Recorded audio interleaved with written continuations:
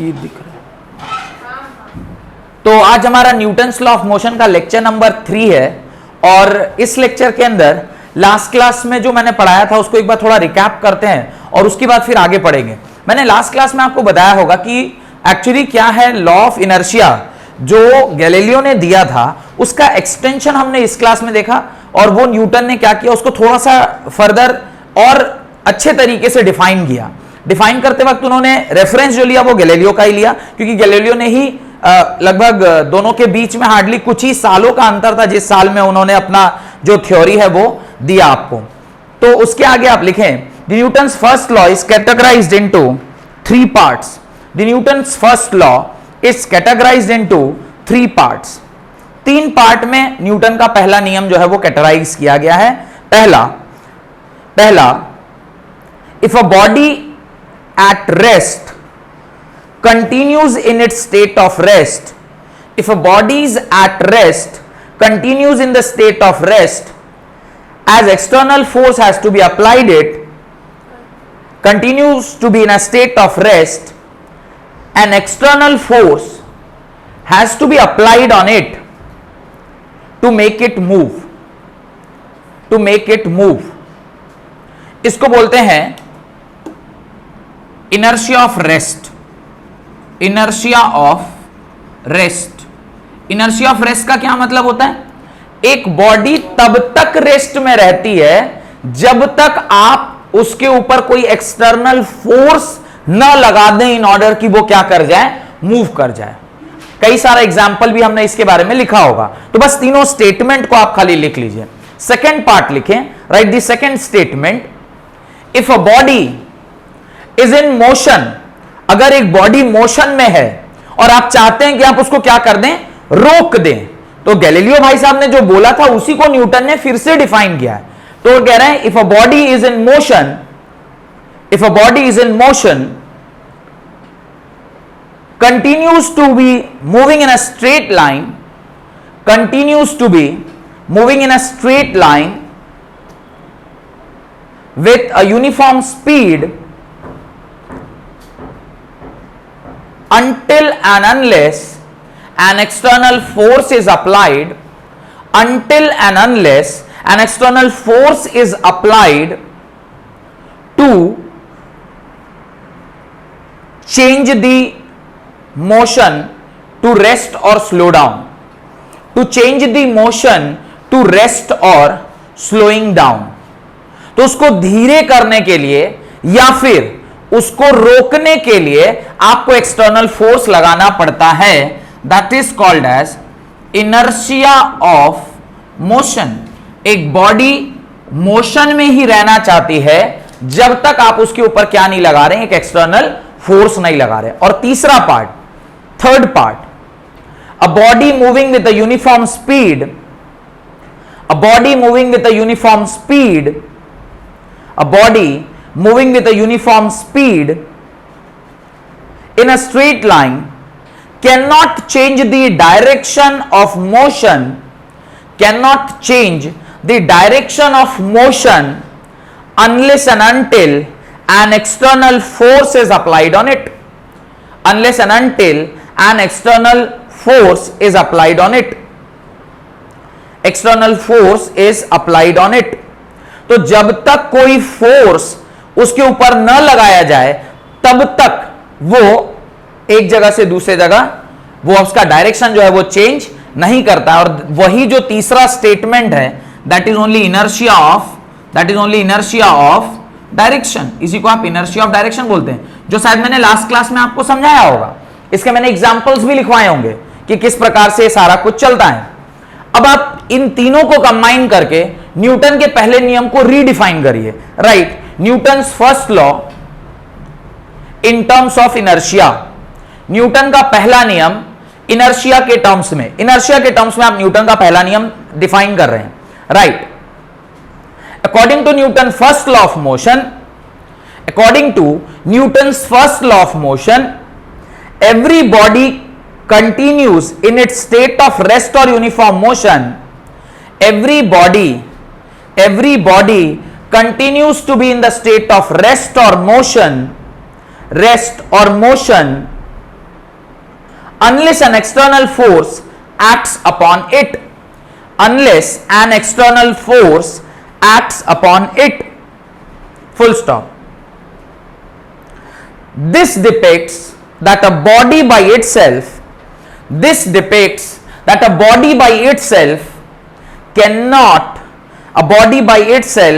cannot change its state.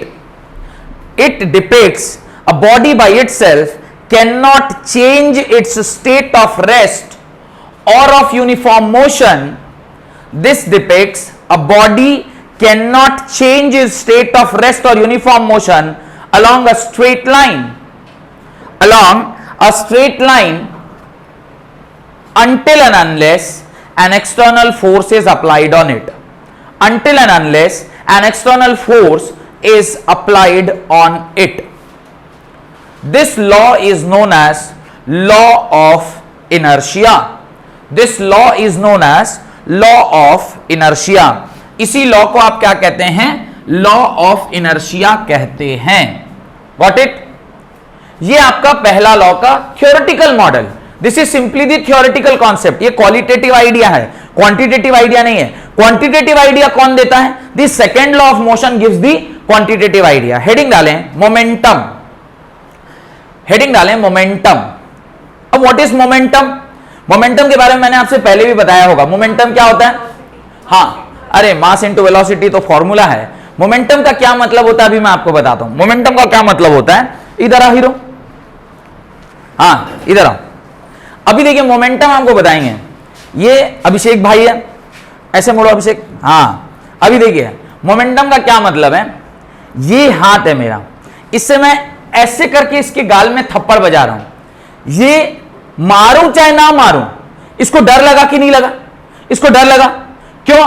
इसलिए डर लगा, वो देख रहा है इतना भारी का है शरीर वाला आदमी, अगर जड़ के एक थप्पड़ दे देगा तो गाल का डैमेज कर देगा.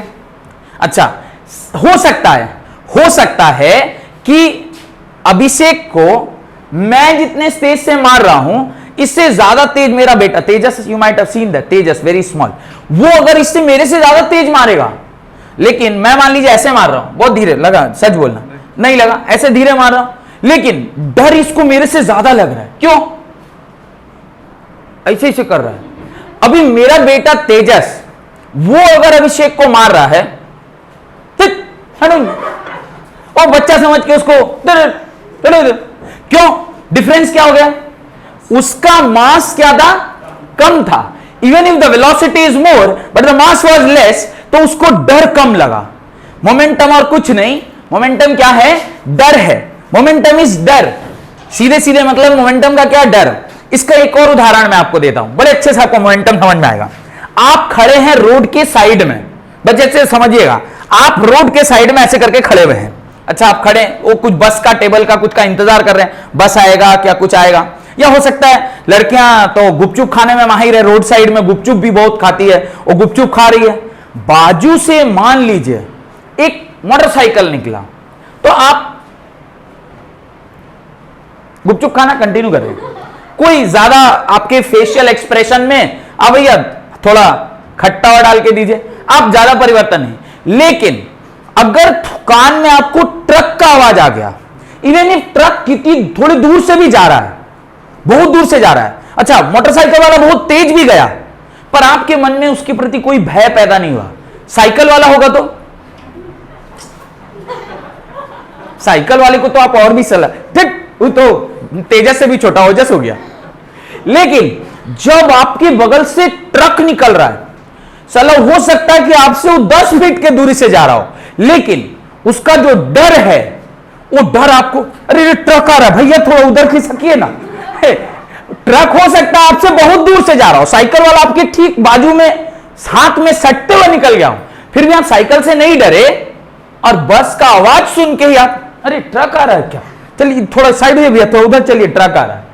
ये जो उसका एक भय है, even if the speed is not more, truck वाला कितना ही स्पीड में गाड़ी चलाएगा, तो धीरे धीरे जाएगा, स्पीड ज्यादा नहीं है, फिर भी जो उसका एक डर है, that is actually momentum. Momentum is not a simple physical quantity, it is product of both the things, mass और वेलोसिटी का प्रोडक्ट. तो इसको अगर मुझे फील करना हो तो आप कैसे समझ में, फील में कैसे आएगा?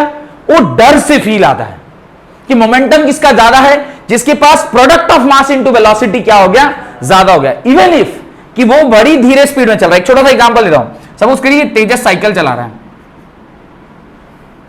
अब बैठेगा कैसे? बैठा भी देते हैं इसको, साइकिल पे बैठ गया, ये चक्का है, ऐसे चक्का है, इसका ये हाथ है, ऐसे करके, थोड़ा ज़्यादा बड़ा साइकिल नहीं हो गया? अच्छा, यहाँ पे एक पैडल बना देते हैं ना, उस पर पैडल पे पाँव रखेगा और एक दूसरा पैडल पे भी पाँव रखेगा, ऐसे साइकिल, अप्रॉक्सीमेटली साइकिल ऐसे ही होता होगा। और ये तेजस है, उसका बाल भी है, थोड़ा बाल भी बना देता हूँ, हाथ को थोड़ा अच्छे से हैंडल पर लेके जाना, उसका ब्रेक भी होगा और शरीर में भी थोड़ा सा मांस भी होगा।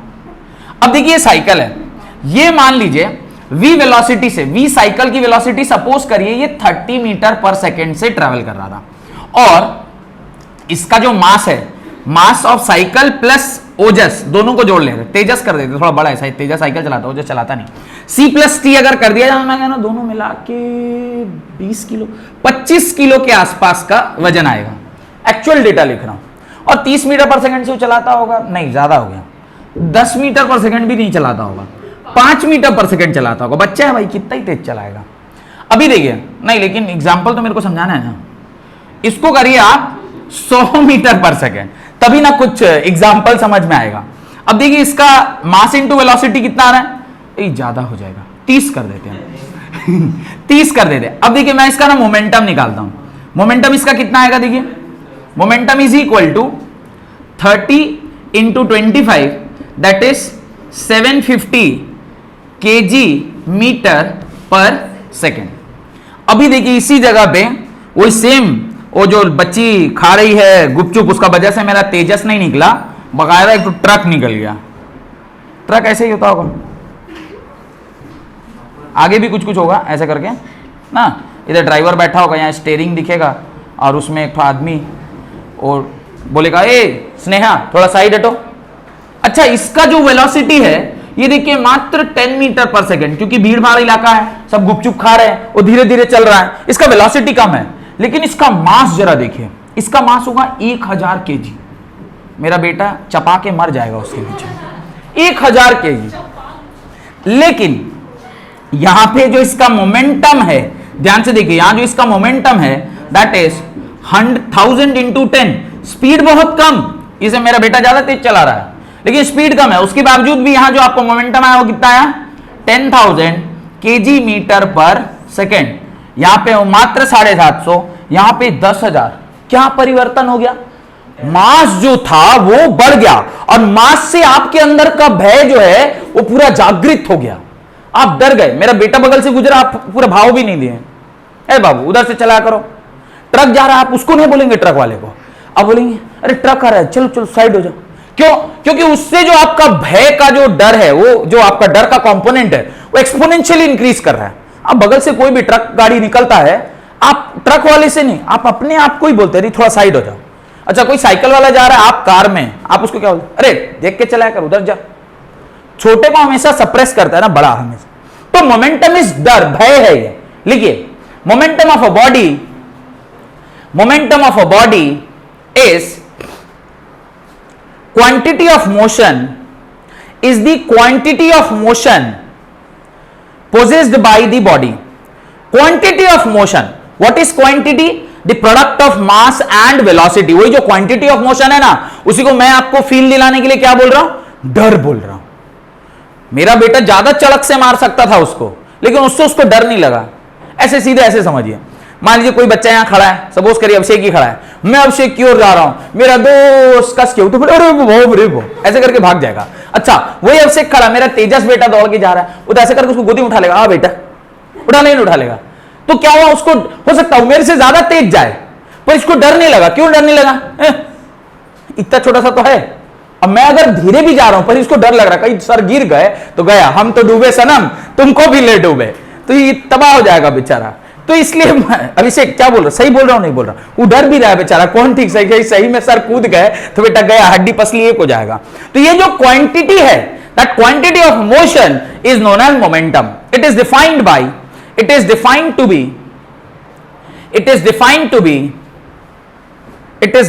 To be the product of its mass m and velocity v। ये प्रोडक्ट m और वेलोसिटी v का मल्टीप्लीकेशन होता है। It is defined to be the product of its mass m and velocity v and is denoted by capital P, sorry, and is denoted by small p। इसको कैसे denote करते हैं? छोटा p से denote करते हैं, something like this. This is equal to mass into velocity. इसको mass into velocity से हम क्या करते हैं? डिनोट करते हैं। ये बात समझ में आ गई?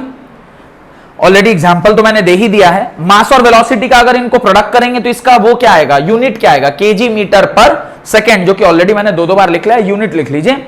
Unit of momentum is KG metre per second.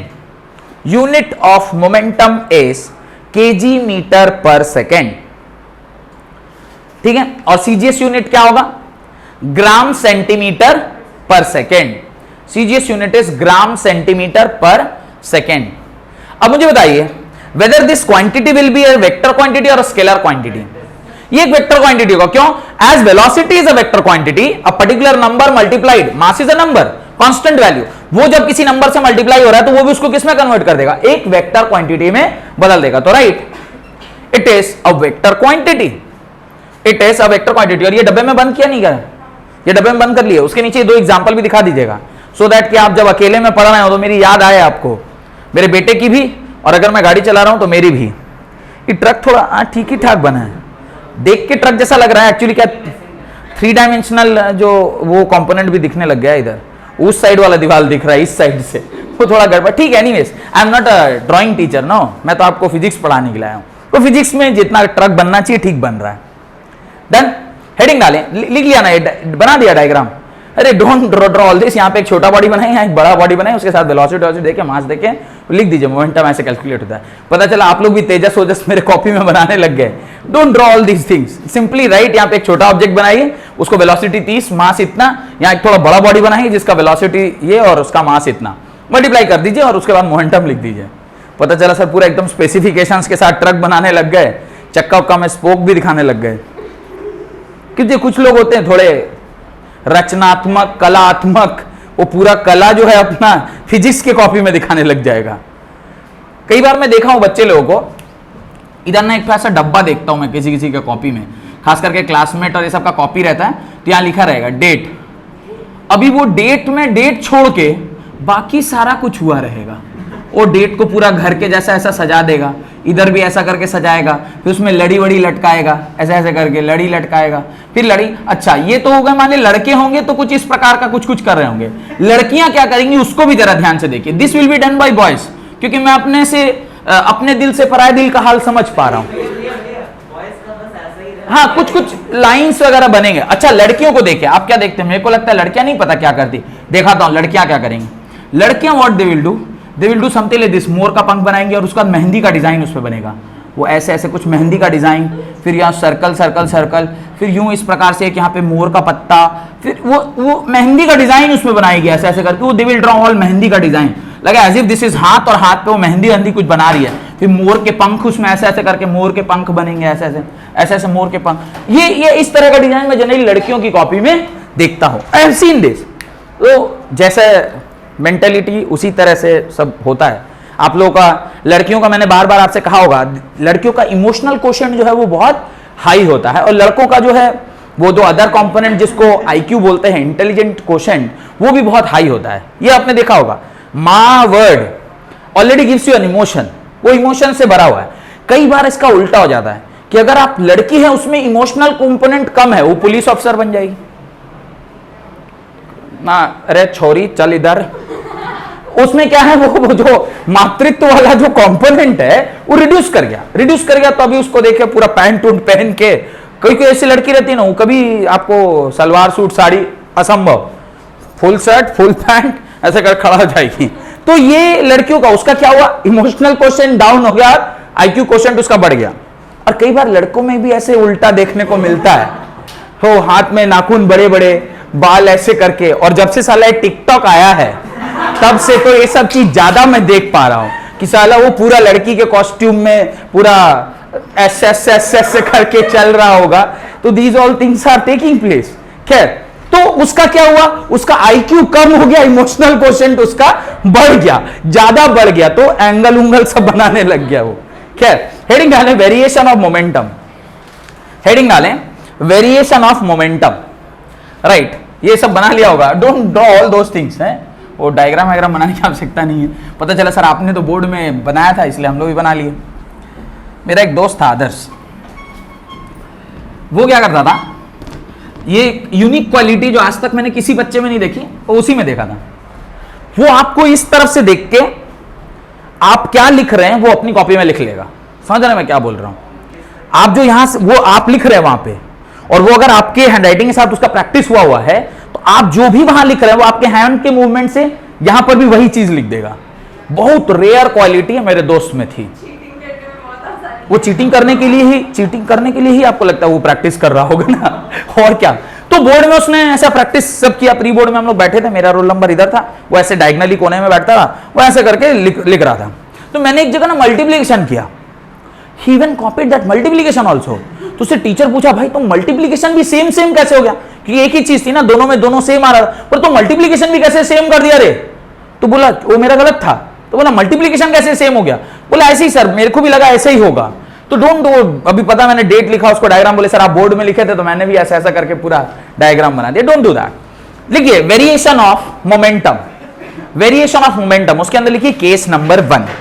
अब देखिए हमारा पहला केस है जिसके अंदर आप लिख रहे हैं case number 1 is first case है, right. Two objects each of mass m moving with different velocities. दो ऑब्जेक्ट है जिसका मास m है, मास उसका क्या है, m है, लेकिन वेलोसिटी एक का v1 है और दूसरे का v2। ये बॉडी A, ये बॉडी B, एक का वेलोसिटी v1, दूसरे का वेलोसिटी v, और यहां पर जो ma और mb था वो दोनों क्या है, m के बराबर है, मास दोनों का सेम है, पर वेलोसिटी जो है वो दोनों का डिफरेंट है। इस केस में क्या होगा, तो लिखें उसके नीचे with v1 is greater then v2। v1 जो क्या होना चाहिए, v2 से बड़ा होना चाहिए। तब क्या होगा, पहले हमें यह समझ में आना चाहिए कि ये होगा क्या। होगा कुछ नहीं, ध्यान से देखिए, जब आप इसका मोमेंटम लिखेंगे तो एक को मैं लिख रहा हूं p1, p1 को क्या लिखूंगा, मास इंटू वेलोसिटी 1, और p2 को क्या लिखूंगा, p2 को लिखूंगा मास इंटू वेलोसिटी 2। दोनों को आप क्या कर दीजिए, रेशियो निकालिए, मास से मास क्या हो जाएगा, कैंसिल हो जाएगा, और आपके पास क्या बचेगा, p1 by p2 is equal to v1 by v2। ठीक है, अभी हमने खुद ही कहा कि वेलोसिटी 1 जो है वो वेलोसिटी 2 से क्या है, बड़ी है। तो अगर ये quantity velocity 1 is greater then velocity 2, तो मैं कह सकता हूं ये क्वांटिटी क्या होगी, ग्रेटर देन 1, बिकॉज अगर ये कंडीशन ट्रू है तो v1 by v2 will be greater than equal to 1। तो अगर मैं सेकंड क्या लिख सकता हूं, p1 by p2, ये भी क्या होगा, 1 से बड़ा होगा, यानी मैं बोलूंगा p1 is greater then p2। Momentum of first body will be greater then momentum of second body. Simple सा कैलकुलेशन है, मेरे ख्याल से आपको समझ में आ गया होगा। बहुत ही सरल है, सिंपल है, ये आप समझ जाएंगे। कोई दिक्कत, कोई दिक्कत। और जब आप दोनों के बीच में ग्राफ प्लॉट करेंगे, मोमेंटम और वेलोसिटी के बीच में जब आप ग्राफ प्लॉट करेंगे, मोमेंटम वेलोसिटी की ग्राफ कैसे होगी, this is momentum and this is velocity. तो y is equal to mx plus C, starting वे जो passing through origin, because mass क्या होगा, कांस्टेंट, कांस्टेंट मास के लिए जो मोमेंटम वर्सेस वेलोसिटी का ग्राफ होगा वो यही होगा। क्यों ऐसा होगा, जरा ध्यान से देखिए। आपने यहां पे क्या लिखा, p is equal to m into v1, तो इसका मतलब है p1 is directly proportional to v1, यानी मैं लिख सकता हूं p1 by v1 is equal to what, constant, और ये डायरेक्टली प्रोपोर्शनल का ग्राफ है, डायरेक्टली प्रोपोर्शनल का graph, that too without any intercept, यहां पे कोई इंटरसेप्ट नहीं है। y is equal to mx plus C का फॉर्मेट है, इंटरसेप्ट क्या है, 0 है, तो y is equal to mx plus C क्या होगा, p1 is equal to m times v1 के बराबर। और इस प्रकार से ग्राफ इसका इस तरह से निकल के आ जाएगा। नेक्स्ट केस नंबर 2, ग्राफ भी बना लीजिएगा, ग्राफ भी बनाएगा, right. Case number 2, let a heavier object of mass m1 and lighter object of mass m2, heavier object of mass m1 and lighter object of mass m2 having the same velocity v, moving with the same velocity v. पहला case मिटा दूं, पूरा मिटा दूं, चलिए। तो अभी क्या कह रहा है कि केस 2 जो है हमारा, उसमें कह रहा है कि दोनों की दोनों बॉडी का सिर्फ क्या है, मास अलग अलग है पर वेलोसिटी सेम है। यानी केस 2 जो होगा आपका वो क्या होगा, case 2 VA is equal to VB is equal to V के बराबर, where as MA is equal to MA mass of first body and MB is equal to mass of second body, where mass of A is greater than mass of B। First body जो है वो heavier or second body जो है वो धीरे चल रही है। तो इस प्रकार से जब आप फर्स्ट बॉडी ज्यादा भारी है और सेकेंड बॉडी जब धीरे स्मॉलर स्पीड से जा रहा है, तो जिसका मास ज्यादा होगा उसका मोमेंटम अगेन ज्यादा। ऑब्वियसली कैसे, आप मोमेंटम फर्स्ट बॉडी का लिखेंगे, आप लिखेंगे P1 इज इक्वल टू, आप यहां पे लिखेंगे मास MA इंटू V, और P2 आप क्या लिखेंगे MB इंटू V। अब दोनों का अगर आप रेशियो करेंगे तो V से V cancel, P1 by P2 is equal to MA by MB या M1 by M2। MA by M1 अगर ये बड़ा है तो P1 is greater then P2, ये भी एक रिलेशनशिप ट्रू आएगा। और जब आप ग्राफ बनाएंगे, किसका ग्राफ आप बनाएंगे, जब मोमेंटम वर्सेस वेलोसिटी का, मोमेंटम और वेलोसिटी का जब आप ग्राफ बनाएंगे तो यहां पे क्या होगा, ये सॉरी मोमेंटम वर्सेस मास का जब आप ग्राफ बनाएंगे कीपिंग वेलोसिटी कांस्टेंट, इस केस में क्या है वेलोसिटी कांस्टेंट है, तो वो भी क्या होगा, इक्वेशन स्ट्रेट लाइन आएगी। क्यों स्ट्रेट लाइन आएगी आपको मैं दिखा देता हूं। वापस से आप क्या करोगे, P is equal to M1 into V, यानी यहां पे लिखेंगे Y is equal to MX plus C plus 0, intercept 0 यानी ओरिजिन से स्टार्ट होगा। एक्स एक्सिस पे आपने क्या ले रखा है, मास ले रखा है, तो स्लोप किसके बराबर होगा, वेलोसिटी के बराबर। और वाई एक्सिस में आपने क्या लिखा है, दिस ये m1 है, ये स्लोप है। y is equal to mx plus c में ये m जो होता है वो स्लोप होता है, और यहां पर m1 जो लिखा हुआ है वो मास है। तो मास और वेलोसिटी में वेलोसिटी कांस्टेंट है, तो जो slope of the momentum mass graph होगा वो आपको क्या देगा, वेलोसिटी देगा। ये बात आपको समझ में आनी चाहिए। हाँ कोई डाउट, बोलिए क्या डाउट है। मैंने कहा P1 is equal to M1V plus this, ये तो फॉर्मूले में लिखा हुआ है। V1 V2 इसलिए नहीं लिख रहा क्योंकि V कांस्टेंट है। तो Y is equal to MX plus C, x पर आपने क्या रखा है, मास, तो x पर आपने मास रख दिया, तो स्लोप किसके बराबर है, वेलोसिटी के बराबर। इंटरसेप्ट 0, y एक्सिस पर आपने ये रखा हुआ है, तो स्लोप जो है मोमेंटम मास ग्राफ का वो आपको क्या देता है, वेलोसिटी, और slope of momentum velocity graph क्या देता है, मास। यही चीज मुझे यहां पे सिखाना था और कुछ नहीं। Done. Case number 3, third case लिखिए। ये नहीं, ये बना लिए कॉपी में, जल्दी बनाइए, जल्दी जल्दी बनाइए। उसके नीचे आप लिखें केस नंबर 3। केस 3 क्या है, अभी पहले केस में आपने क्या देखा, पहले केस में आपने देखा कि मास कांस्टेंट था, सेकंड केस में आपने क्या देखा, वेलोसिटी कांस्टेंट है। थर्ड केस ऐसा है जहां पर आप ये कह रहे हैं कि उनका मोमेंटम कांस्टेंट है। थर्ड केस जहां पे दोनों का क्या है, मोमेंटम कांस्टेंट है, यानी product of mass into velocity must be equal to product of mass into velocity. दोनों का प्रोडक्ट बराबर है।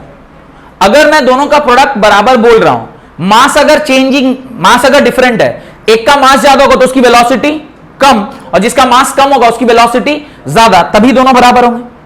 ऑब्वियसली सोचने वाली बात है। केस 3 जो वो कह रहा है कि मास इनटू वेलोसिटी का प्रोडक्ट क्या होना चाहिए, वो कांस्टेंट होना चाहिए। तो अभी हम लोग केस 3 देखते हैं। केस 3 क्या होगा, where the product of mass into velocity will be constant के बराबर। Product of mass into velocity constant होगा। कैसे कांस्टेंट होगा, ध्यान से देखिए। Case 3 the momentum of both the bodies are constant, यानी P1 is equal to P2 is equal to क्या होगा, P। तो M1 कितना होगा, अलग, M of A, mass of A will be equal to M1, mass of B is equal to M2, and velocity भी correspondingly क्या होंगे, अलग अलग होंगे। V of A will be equal to V1 and V of B will be equal to V2।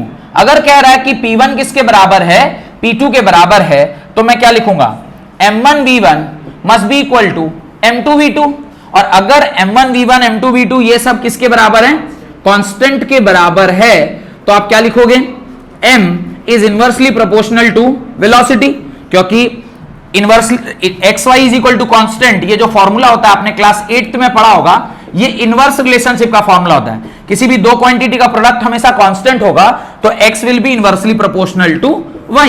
ये आपने class 8 में mathematics के चैप्टर में पढ़ा होगा। तो इस प्रकार से अगर m1 v1 is equal to m2 v2 लिख रहे हैं तो mathematically what I can write, m is inversely proportional to velocity. और तब जब आप वेलोसिटी वर्सेस मास का ग्राफ बनाएंगे, वेलोसिटी वर्सेस मास का ग्राफ बनाएंगे, it will be A rectangular curve, एक रेक्टेंगुलर कर्व होगा। कैसे होगा, अगर आप किसके किसके बीच में ग्राफ बना रहे हैं, you are plotting a graph between velocity and mass, तो इस प्रकार का एक ग्राफ एक्सपोनेंशियल जो डिक्रीजिंग ग्राफ होगा, इस तरह का ग्राफ आपके वहां पे बन के निकल के आएगा। कोई दिक्कत, तो ये आप अपनी कॉपी में डाल लें, ये आप अपनी कॉपी में लिख लें, ठीक है, गॉट इट। तो इनवर्सली प्रोपोर्शनल का ग्राफ इसी प्रकार से देखने को मिलता है। तो तीन केसेस पड़े मोमेंटम के, एक जगह जहां पर मास कांस्टेंट है, एक जगह जहां पर वेलोसिटी कांस्टेंट है, और तीसरी जगह जहां पर मोमेंटम कांस्टेंट है। तीनों का ग्राफ अगर आपसे पूछेगा तो आप उसे आसानी से लिख लेंगे। Next, some everyday phenomena based on momentum, heading डालिए, some everyday phenomena based on momentum. कुछ फेनोमेना तो मैंने आपको बताया, कौन से, वो ट्रक और साइकिल वाला एक फेनोमेना तो मैंने आपको बता दिया। मोमेंटम का और क्या क्या फेनोमेना हो सकता है, कुछ बता सकते हैं तो बताइए। बेसिकली दो इंपॉर्टेंट पैरामीटर हैं मोमेंटम के, कौन कौन से, एक तो उसका मास, दूसरा उसका वेलोसिटी। मास वेरी करेगा तो मोमेंटम चेंज कर जाएगा, वेलोसिटी वेरी करेगा तो मोमेंटम चेंज कर जाता है। कोई कार अगर 100 की स्पीड से चल रही है उसका जो मोमेंटम होगा, और कोई ट्रक 50 की स्पीड से चल रहा होगा उसका जो मोमेंटम होगा, even if the speed of car will be more than the speed of truck, आपके पास मोमेंटम किसका ज्यादा होगा, ट्रक का। ये जो मोमेंटम है इसको हम लोग इंपैक्ट भी बोल सकते हैं। This momentum word can be also considered as impact. जिसका मोमेंटम ज्यादा होता है उसका इंपैक्ट भी ज्यादा पड़ता है, क्योंकि आप मास इनटू वेलोसिटी से किसी चीज में क्या कर रहे हैं, टकरा रहे हैं, तो उसका इंपैक्ट भी बढ़ जाता है। तो in order to reduce the impact क्या करना चाहिए, टाइम पीरियड को बढ़ा देना चाहिए। In order to reduce the impact we need to increase the time period. ये आपने कहां देखा है, क्रिकेट में बॉल कैचिंग, ये आपने जरूर पढ़ा भी होगा 9वीं कक्षा में, कि जब कोई प्लेयर किसी बॉल को यूं ऐसे कैच करता है तो वो पीछे की ओर से खींच कर लेकर आता है। व्हाट इज द रीजन आप उसे पीछे खींच कर ला रहे हैं, टाइम अगर बढ़ गया तो क्या होगा, जो वेलोसिटी थी उसको थोड़ा सा रुकने का क्या मिल जाएगा, समय मिल जाएगा। क्योंकि फोर्स तो आप लगा ही रहे थे, फोर्स तो आप लगा रहे थे, फोर्स तो आप यहां पर भी पकड़ लेते तो भी लगता, फोर्स को आप ऐसे करके पकड़ रहे हैं तो भी लगता, फोर्स दोनों ही केस में लग रहा है। तो आप उसकी स्पीड को चेंज कर रहे हैं क्योंकि आपने फोर्स लगाया। According to first law of motion, sorry Newton first law, आप एक्सटर्नल एजेंट लगा रहे हैं तो उसका स्पीड डिक्रीज होगा। आपको गैलीलियो के एक्सपेरिमेंट में भी मैंने बताया था कि अगर बॉडी पर फोर्स एक्ट करता है तो उसका स्पीड डिक्रीज कर सकता है। अब वो डिपेंड करता है कि आपने किस दिशा में लगाया। बॉल इधर जा रहा है, फोर्स उधर लगेगा तो डिक्रीज, बॉल इधर आ रहा है और आप भी इधर ही मार रहे हैं तो इंक्रीज। ये मैंने आपको एक एग्जांपल से समझाया था। तो अब इस केस में बता रहा है कि अगर आप किसी बॉल को इस प्रकार से कैच ले रहे हैं तो what actually you are doing, you are decreasing the momentum. How you can decrease the momentum, by can you change the mass, you can not change the mass. What you are changing, you are changing the velocity. Velocity को कैसे change कर रहे हैं, by increasing the time period. क्योंकि velocity और time period भी क्या होता है, इनवर्सली प्रोपोर्शनल। कैसे, डिस्टेंस इज इक्वल टू क्या होता है, velocity into time. vt is equal to constant, vt is equal to constant माने vt इज इनवर्सली प्रोपोर्शनल। अगर टाइम ज्यादा तो वेलोसिटी डिक्रीज कर जाएगी, और वेलोसिटी अगर डिक्रीज कर गई तो इंपैक्ट भी क्या कर गया, डिक्रीज कर गया। तो अगर फट से ऐसे ही पकड़ लेते और ऐसे ला के पकड़ेंगे तो ला के पकड़ने में चोट हाथ में कम लगेगी। तो मोमेंटम को रिड्यूस करने से आप क्या कर सकते हैं, उसके इंपैक्ट को रिड्यूस कर सकते हैं। इसका कई जगह और भी एग्जांपल हम लोग देखने को मिलता है। जैसे बताइए कहां पे और इसका एक एग्जांपल देखने को मिलता है। नहीं, आप देखिए, आपने हाई जंपर को देखा होगा, वो जमीन पर नहीं कूदता है, वो कूदता है बालू के ऊपर। क्यों बालू के ऊपर कूदता है, क्योंकि जब वो ऊपर से जंप मार रहा है तो वो काफी भारी स्पीड के साथ जा रहा है। अगर उसको थोड़ा टाइम लैग मिल जाएगा तो क्या होगा, स्पीड डिक्रीज करेगा, और स्पीड डिक्रीज करेगा तो इंपैक्ट विल रिड्यूस, तो उसका पांव में चोट नहीं लगेगा क्योंकि वो कूद रहा है, बहुत ऊपर से कूदता है। अभी हाईएस्ट 8.5 या 9 मीटर ऐसे, क्या 9 फीट 10 फीट ऐसे भी कूद जा रहे हैं आजकल लोग। अभी 10 फीट ऊपर से आप कूद रहे हैं तो अगर नीचे कंक्रीट है पांव में चोट लगेगा। In order to reduce the चोट इंपैक्ट, आप क्या करते हैं, उसके मोमेंटम को डिक्रीज कर दें। मोमेंटम डिक्रीज करने के लिए मास तो नहीं बदल सकते, तो क्या आप क्या बदलिएगा, आप वेलोसिटी बदलिएगा। और वेलोसिटी कैसे बदलेंगे, आप टाइम पीरियड को क्या कर देंगे, इंक्रीज कर देंगे। टाइम पीरियड इंक्रीज होगा, टाइम पीरियड इंक्रीज होगा तो इंपैक्ट भी क्या हो जाएगा, रिड्यूस कर जाएगा। हाँ क्या चीज रोल हो रहा है, हाँ इवन हाई जंप में भी जब आप वो लॉन्ग जंप करें कि हाई जंप करें, दोनों ही केस में आप देखते होंगे कि बालू पर या बालू पर और थोड़ा पैसा वाला है तो गद्दी लगवा दीजिएगा। भाई आपके पास ज्यादा अगर बजट है तो गद्दा लगवा दीजिएगा, ओलंपिक के समय गद्दा लगता है, वहां बालू फालू बालू में कूदाता है, गद्दा लगता है और गद्दा के ऊपर आप ऐसे पूरा डूब जाएंगे, जैसे ना डूब जाऊं तेरी आंखों के मोशन, ऐसे पूरा डूब जाइएगा उसके अंदर। देखा अभी ओलंपिक हुआ होगा, आपको दिखा होगा ऐसे करके पूरा ऐसे करके कूदा और पूरा एकदम धस के, या इतना ज्यादा उसमें रिपल्सिव होता है, फिर खड़ा भी हो जाएगा वो खड़ा होके। जवार आपने एक जगह और ये देखा होगा, वो देखा होगा तो डंडा लेके होगा था पोल पे जो कूदता है, डंडा लेके पूरा दौड़ के जा रहा है, उसका ऐसे होके फिर उसके रिपल्सिव फोर्स से वो एक डंडे को cross, what is that game known as pole और समथिंग, पोल वॉल्ट नहीं कुछ जंप, हाँ शायद एग्जैक्टली यही बोलते हैं। तो उसमें भी देखा होगा जो दूसरी साइड पे गद्दी लगा रहता है वो गिरा और पूरा बाउंस बैक एज इफ की लाइफ का कुछ सक्सेस पाया हो, फेलियर हो के सक्सेस हुआ हो, बाउंस बैक करता है। तो बाउंस बैक का जो फेनोमेना है वो इधर से समझ में आता है। तो लिखें राइट, एफ का जो उसके अंदर कुछ कुछ एग्जांपल्स आप लिख सकते हैं। जैसे पहला लिख लीजिए a car and a truck, car and a truck, car and a truck having different masses and velocity, having different masses and velocity will have different momentum, will have different momentum, full stop. If momentum is more, it will require a greater time period. If momentum is more, it will require a greater time period to stop that particular object. To stop that particular object. यानी indirectly हम लोग अब धीरे धीरे एक relationship बनाना चाह रहे हैं। रिलेशनशिप का तो मतलब आप लोग जानते ही होंगे, नहीं? हाँ, ये सौम्या बोल रही है, yes yes I know. Relationship, greater time period, ज्यादा समय लगेगा, यानी डीपी जो है, यानी चेंज ऑफ मोमेंटम जो है वो प्रोपोर्शनल होगा डीटी के। जिसका मोमेंटम ज्यादा, उसको स्टॉप करने के लिए जो एक्सटर्नल फोर्स लगेगा उसका टाइम पीरियड ज्यादा होगा। और dp by dt, change in momentum by change in time का जो रेशियो है यही तो फोर्स है, क्योंकि यही फोर्स क्या कर रहा है, चेंज इन मोमेंटम और टाइम का हिसाब रख रहा है। अगर मोमेंटम ज्यादा होगा तो करस्पॉन्डिंगली उसको रोकने के लिए टाइम भी क्या लगेगा, ज्यादा। अगर मोमेंटम कम है तो उसको रोकने के लिए टाइम भी क्या लगेगा, कम। कार और ट्रक में ट्रक को रोकने के लिए ज्यादा फोर्स चाहिए और कार को रोकने के लिए कम फोर्स चाहिए। Even if the car is moving with more speed and truck is moving with smaller speed, reason being momentum of truck is much much much greater than the momentum of car. तो car का momentum ज्यादा है, उसको रोकने में जो समय लगेगा वो भी ज्यादा होगा। यानी मोमेंटम और टाइम क्या है, डायरेक्टली प्रोपोर्शनल है। और इन दोनों को जब आप रेशियो करिएगा तो आपको क्या मिलता है, द रिक्वायर्ड फोर्स, कि कितना फोर्स लगेगा उस ऑब्जेक्ट को रोकने के लिए। यही कॉन्सेप्ट हर जगह काम कर रहा है, जितना भी एग्जांपल मैंने अभी आपको दिया है। अगर मान लीजिए आप कोई बॉल को यहीं रोकना चाहते हैं, बहुत ज्यादा मोमेंटम है, और आप सडनली उसके मोमेंटम को क्या करना चाहते हैं, जीरो करना चाहते हैं, तो आपको फोर्स ज्यादा लगाना पड़ेगा। और अगर आप चाहते हैं कि इंपैक्ट रिड्यूस हो जाए तो आपको टाइम पीरियड बढ़ाना पड़ेगा। तो impact means force, momentum, time period और फोर्स, ये तीनों आपस में क्या है, इंटर रिलेटेड है। और यही से तो न्यूटन का सेकेंड लॉ डेफिनेशन में आता है। न्यूटन का सेकेंड लॉ जो मैथमेटिकल रिलेशनशिप है वो तो यहीं से पैदा हुआ है कि momentum, change in momentum per unit time is force.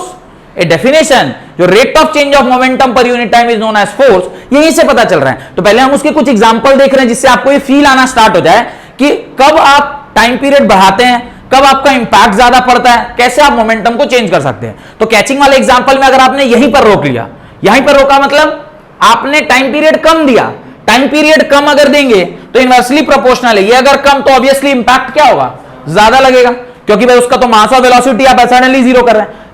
If you want to reduce this, अगर आप फोर्स को क्या करना चाहते हैं, रिड्यूस करना चाहते हैं, you need to increase the time period. इसीलिए आप उसको क्या करते हैं, ऐसे करके कैच लेते हैं। ओ माय गॉड, ऐसे करके कैच ले, ये जो आपने ऐसे पूरा एकदम लेके जो कैच किया, ये क्या हुआ, आपने इंपैक्ट को रिड्यूस किया bye increasing the time period. Momentum of the body ज्यादा चेंज हुआ, क्यों, मास अभी भी जीरो हो रहा है, मास पहले भी था अभी भी है, वेलोसिटी पहले भी थी अभी भी है, वेलोसिटी का चेंज, पहले भी कुछ वेलोसिटी से बॉल आ रहा था, लास्टली उसको जीरो होना है। इवन आप यहां पर कैच पकड़िए तो भी उसके वेलोसिटी को जीरो होना है, ऐसे ला के पकड़िए तो भी उसके वेलोसिटी को जीरो होना है, यानी ultimately change of momentum zero ही है, माने चेंज ऑफ मोमेंटम दोनों केस में कांस्टेंट है। यहां पकड़िए तो भी कांस्टेंट, ऐसे ला के पकड़िए तो भी कांस्टेंट, दोनों में कोई अंतर नहीं है।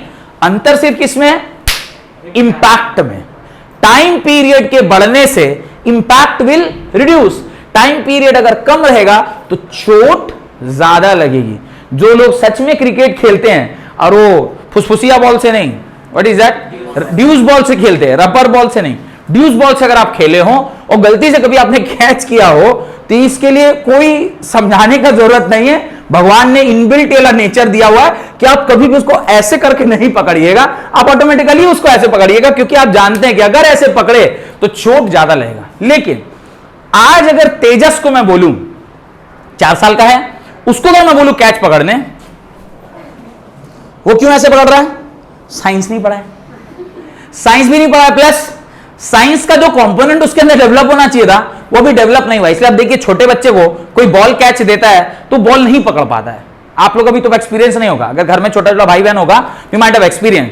मैं अभी अगर तेजस की ओर कोई बॉल फेंकता हूं ना, वो नहीं पकड़ पाता है, अनलेस अनटिल आप उसको वो जो ट्रायल बॉल टाइप नहीं फेंकते, ऐसे करके फेंकेंगे तो वो ऐसे करके पकड़ लेगा, लेकिन आप जो उसको ऐसे तेज फेंक दीजिएगा उसका मुंह में लग जाएगा, बिकॉज अभी उसका वो वाला कंपोनेंट उतना ज्यादा स्ट्रांग नहीं हुआ है कि साइंस को ग्रास्प कर सकी कि अरे बॉल कैच करना है तो ऐसे करना पड़ेगा। एटलीस्ट कम से कम 7 क्लास में बच्चा को जाना जरूरी है। ऐसा नहीं बोल रहा हूं कि 7 क्लास में जाएगा तभी वो कैच पकड़ पाएगा, कैच तो वो पहले ही पकड़ लेगा, पर ये साइंस को जो है ना वो रिलेट नहीं कर पाएगा। ठीक है, खैर, तो इस प्रकार से सेकंड एग्जांपल भी आप लिख सकते हैं। एक तो मैंने बताया वो मास और ट्रक और वो वाला, आप वो लिख दीजिए catching of ball by a cricket player. एक मिनट, बस ये तीनों एग्जांपल लिखवा लेता हूं। तो एक वो catching of ball by the cricket player, फिर आप एक लिख लीजिए वो जो हाई जंपर और जो लॉन्ग जंप वाले जो कूदते हैं तो गद्दी पर क्यों कूदते हैं। ये सारे के सारे चेंज इन मोमेंटम वाला बेसिस है। बेसिस इन सबका क्या है, चेंज इन मोमेंटम, कि कैसे वो ज्यादा, हम कोशिश हमारी ये रहती है कि अगर कोई आदमी ये कार्यक्रम कर रहा है या फिर कोई मशीन भी कर रही है और मशीन को आप बचाना चाहते हैं तो आप उसके इंपैक्ट को क्या करना चाहते हैं, रिड्यूस करना चाहते हैं। In order to reduce the impact you will increase the time period keeping the constant momentum as constant. Got it? हाँ, क्या डाउट है, पूछिए। काय क्या बोल क्या रहा, मैं तो वही नहीं समझ पा रहा। ये क्या है? यो यो यो यो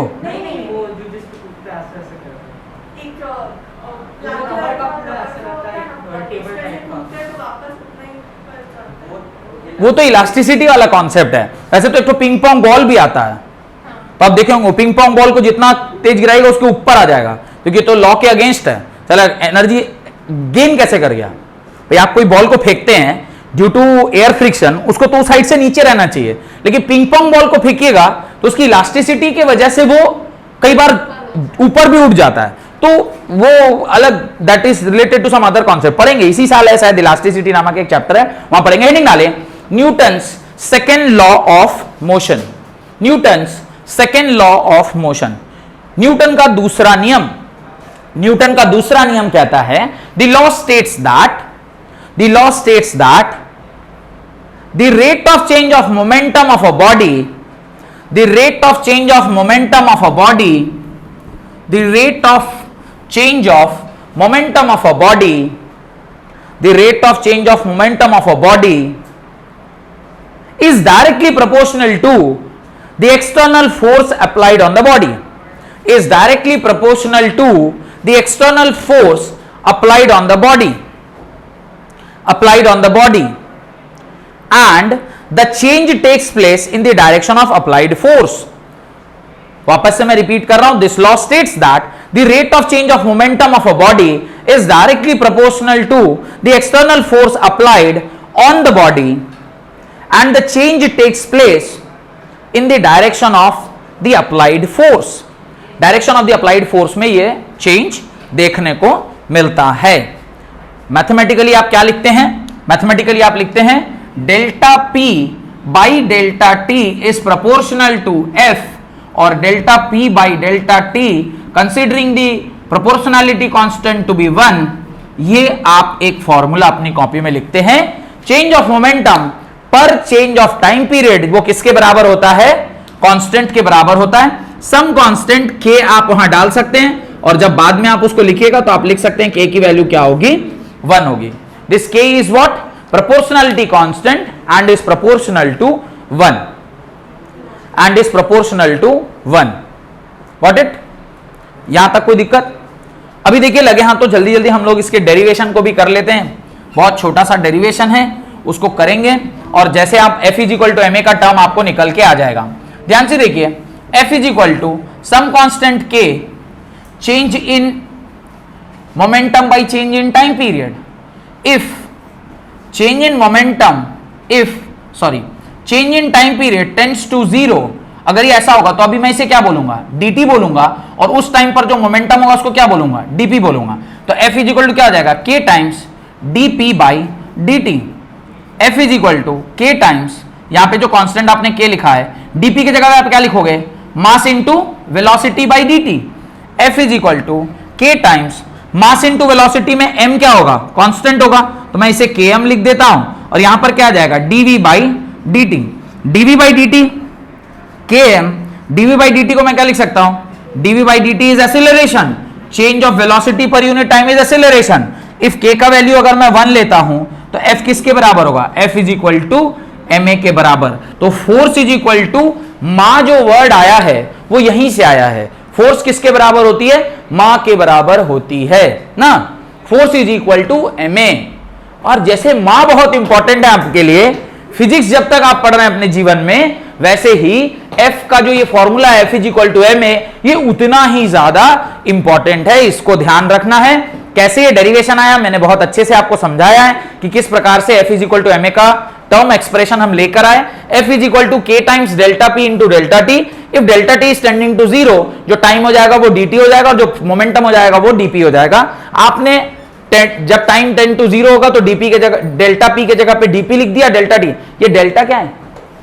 चेंज. और ये d क्या है? Small change. स्मॉल चेंज का मतलब मैंने आपको ये उसमें बताया होगा जब मैं 1 डायमेंशन पढ़ा रहा था, तो वो small change dt by dt, क्या वो dt क्या होता है? एक पॉइंट ट्रायंगल बना के दिखाया होगा. तो अगर नहीं ध्यान है तो जाके पीछे वाले लेक्चर देख लीजिएगा. F is equal to k times dp by dt, और वो k किसके बराबर? तो k कांस्टेंट था, dp की जगह पे आपने mv लिख दिया. Mass into velocity, mass constant था, बाहर निकाल लिए, dv by dt. dv by dt को आप एक्सीलरेशन लिख सकते हैं, तो F is equal to kma. k की वैल्यू आप 1 मानिएगा तो F is equal to ma के बराबर आता है. Unit of force is equal to Newton. Unit of force is equal to Newton. Unit of force किसके बराबर होता है? न्यूटन के बराबर होता है. चेंज इन मास, हाँ यहां पे मास कांस्टेंट है. अगर मास कांस्टेंट नहीं हुआ तो मास कब कांस्टेंट नहीं होता है? रॉकेट में जब उसका फ्यूल बर्न होता है तो फ्यूल को, एक तो वो केस है वहां पे मास कांस्टेंट, और एक जिसको मूविंग मास बोलते हैं. मैंने आपको बताया होगा मूविंग मास. जब भी बॉडी मेरा मूव कर रहा होगा तो वो मास जो है वो किससे कन्वर्ट हो रहा होगा? तो फिर उस टर्म में आप ये इसको मास को कांस्टेंट बाहर नहीं निकाल सकते. फिर यहां पे आपको क्या लग जाएगा? यूवी रूल लग जाएगा, और वहां पे फिर मास को आप एक बार रोकेंगे, फिर वेलोसिटी को करेंगे, फिर वेलोसिटी को रोकेंगे, मास को करेंगे, वो डिफरेंशिएशन करने से आ जाता है. तो वो अगर एक आध एग्जांपल होगा तो मैं डायरेक्टली उसका एग्जांपल आपको करवा दूंगा. उसके नीचे आप लिखें unit of force is Newton, और दूसरा यूनिट क्या होगा? KG metre per second square. तो सेकेंड यूनिट आप क्या लिखेंगे? KG metre per second square, वो भी आप वहां पर लिख दीजिए। थर्ड, एसआई यूनिट क्या होता है? डाइन। हमारे बीच में कोई है तो नहीं? डाइन, डाइन, DYNE, कोई है तो नहीं? Question mark. अच्छा, कोई बोल रहा है भी है, कोई बोल रहा है। Oh, dyne, DYNE, dyne. Dyne is equal to क्या होता है? 1 gram centimetre per second square. 1 dyne is equal to 1 gram centimetre per second square.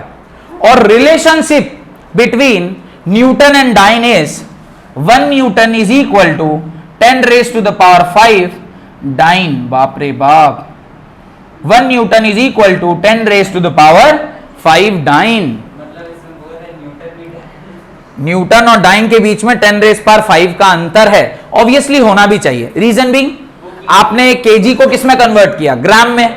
और प्लस आपने यहां पे मीटर को किस में कन्वर्ट किया? सेंटीमीटर में। दोनों के जो जीरोस को मिला दीजिएगा तो 10 रेज पावर 5 का ऑर्डर बन के आ जाएगा। अच्छा, एक और चीज है, what is gravitational unit of kilowatt? किसको बोलते हैं? Kg wait. किलो वेट किसको बोलते हैं? केजी वेट किसको बोलते हैं? Kg weight is equal to 9.8 Newton. Kg weight is equal to 9.8 Newton. इसका क्या मतलब है समझिए। 1 केजी को जब आप 9.8 मीटर पर सेकेंड स्क्वायर से मल्टीप्लाई करते हैं तो क्या मिलता है? 9.8 KG metre per second square. और KG metre per second square किसके बराबर होता है? न्यूटन के बराबर। तो 9.8 न्यूटन है। तो जब कभी भी आप ग्रेविटेशनल फोर्स के इन्फ्लुएंस में कोई भी आप कैलकुलेशन कर रहे होते हैं तो वहां पे एक और यूनिट यूज होती है जिसको हम बोलते हैं केजी वेट। 1 केजी वेट में कितना वेट लग रहा है, माने 1 केजी पर कितना वेट लग रहा है? Weight is what? Weight is mass into gravity.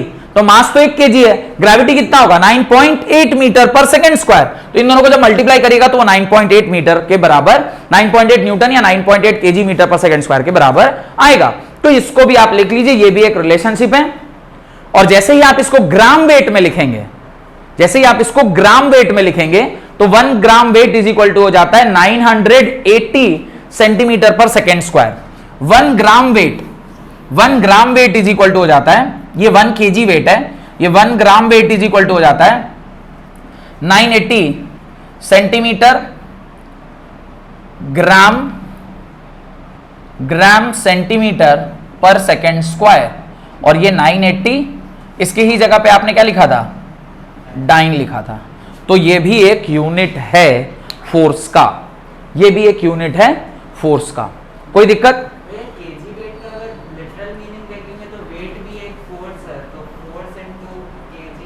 Wait हम मान रहे हैं ग्रेविटेशनल जो पुल है उसकी वैल्यू को। वेट कब लगता है किसी बॉडी के ऊपर?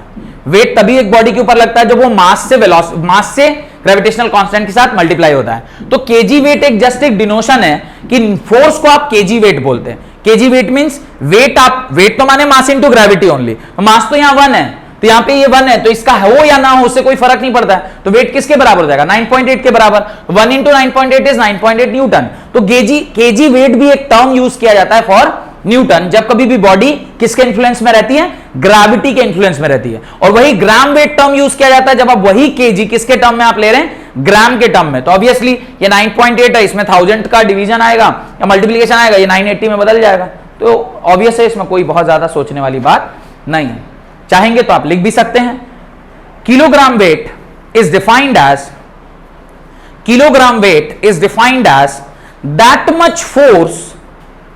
that much force which produces an acceleration of kg weight is defined as that much force which produces an acceleration of 9.80 meter per second square. That much force which produces an acceleration of 9.8 meter per second square in a body of mass 1 kg. Body of mass 1 kg. और इसी को कई बार हम लोग 1 kgf से भी बुलाते हैं। This is also known as 1 kg force. इसी को आप 1 kg फोर्स भी बोलते हैं। Why it is called as 1 kg force? 1 kg पर ग्रेविटेशनल फोर्स के इन्फ्लुएंस में जो फोर्स लग रहा होता है उसको क्या बोलते हैं? 1 kg फोर्स। तो कई बार 1 kgf न्यूमेरिकल सॉल्व करते हुए ये सारा चीज यूज में आता है ना। 1 kgf या 1 gf भी यूज करते हैं। Sometimes we use 1 gf also. तो 1 ग्राम वेट को आप 1 gf भी लिख सकते हैं। This is only equal to 1 gf। 1 gf means 1 gram force, 1 gram के ऊपर कितना फोर्स लगेगा, जैसे ही ग्राम बोला तो ये 980 डाइन के बराबर होगा। ये सारे रिलेशनशिप हम यूज करते हैं to solve the particular question. उसके नीचे एक हेडिंग डालिए और इसके बाद की पढ़ाई हम लोग अगले क्लास में करेंगे। Right, Newton second law in component form, Newton second law in component form. Component form में न्यूटन का दूसरा जो नियम है उसको हम लोग पढ़ते हुए और फिर एक आध न्यूमेरिकल करेंगे और इंपल्स पढ़ते हुए हम लोग थर्ड लॉ ऑफ मोशन की ओर बढ़ जाएंगे। बहुत बहुत धन्यवाद आज की क्लास को अटेंड करने के लिए।